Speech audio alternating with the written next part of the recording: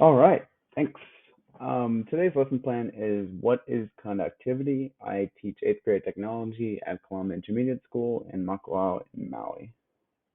And so I'm going to show you my content-based lesson plan and how I include differentiation for EL students.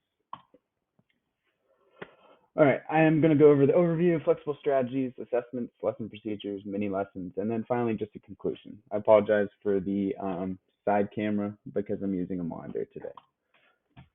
For an overview, my essential question is what makes electricity transfer through materials? So how does electricity transfer through some materials while it doesn't through others? Through this, they get the NGSS standards of asking questions, defining problems, and producing a report.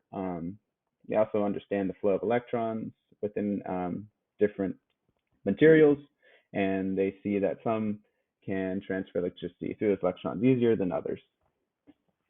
And what I really like is having them create a presentation. That's something I have not done before, and I will attempt to do this time with the right scaffolding.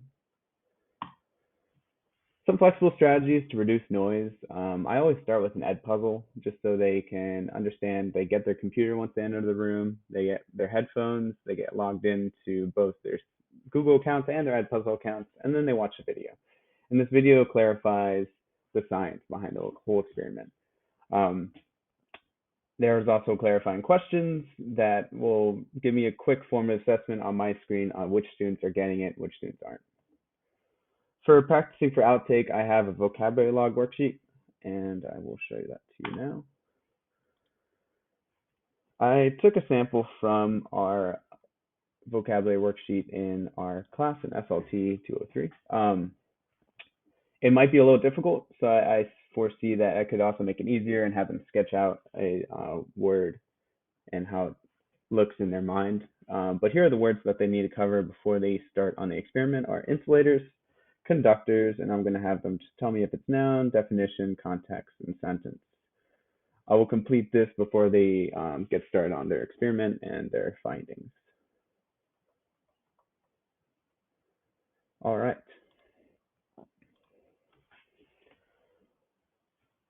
A way to present their information and findings in class.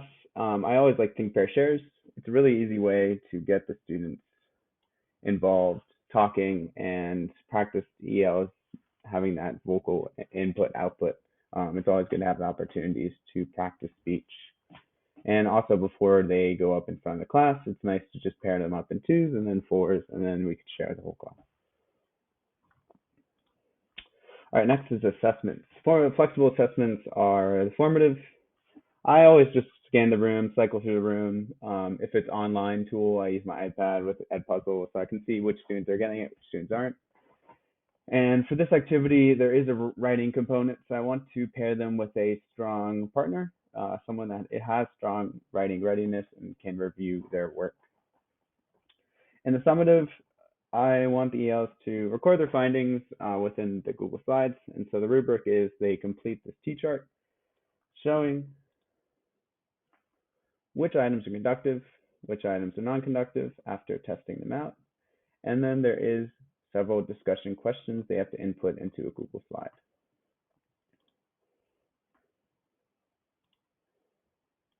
All right, these are those discussion questions at the bottom, and with these discussion questions, we would also do a think, pair, share just to help them out. And instead of explaining all these right off the bat in front of the whole class, I have the ELs go outside and they record their answers with the voice to text within Google Slides so they can just play the sound instead of speak out to the whole class.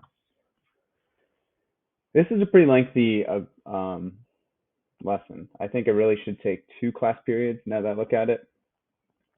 Because they have to code, they have to use their hands-on tools, and then they have to create a presentation, and they have to share that presentation. But the first thing is they're going to watch this video about what is conductive. It's a really good way to show the students the science behind it. I explained that. So this lady, she goes through and why her hand is conductive versus a piece of rubber is not conductive. So it's a good way to get the students interested. She doesn't really tell them the exact answer right away, and they have to find it using discovery. After that, after the video, after they answer the questions on Edpuzzle, we're going to do the vocabulary starter sentences, which are over here. Review these, and then we'll get into building the experiment itself. So this is what the experiment looks like. They'll get the circuit board, and they'll plug it into 2 pieces of conductive tape and then plug that into their computer. On their computer, there'll be a program that's already loaded from Google Classroom, so it's an easy link. And once you have everything connected, like the video, you can put something across these 2 pieces of tape, and it will transfer electricity from one piece of the tape to the other, and reflect on your screen as a conductive, and it'll play this little sound that shows electricity is passing through your body or passing through the material. It's a really cool, simple way to incorporate technology and hands-on tools, which is great for those kinesthetic middle school learners. Once they build their experiment, they test out several different materials from their backpack or from outside or from in the classroom, and then they answer the reflective questions on the Google Slides. All right. Now let's get into the mini lessons. How to make this lesson a little more comprehensible to the EL students. Well, first, the mini lesson is going to be watching the video on the comprehension of electricity.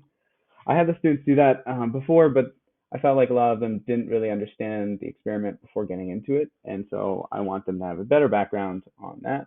So I will make sure they answer those Edpuzzles correctly. If not, we're going to do a think, pair, share on sharing what do we know about how electricity flows through materials. The second main lesson is going to be a 10-minute vocabulary starter sentences. So I want the students to look at the vocabulary using this lesson so they can say, oh, this is an insulator, this is a conductor.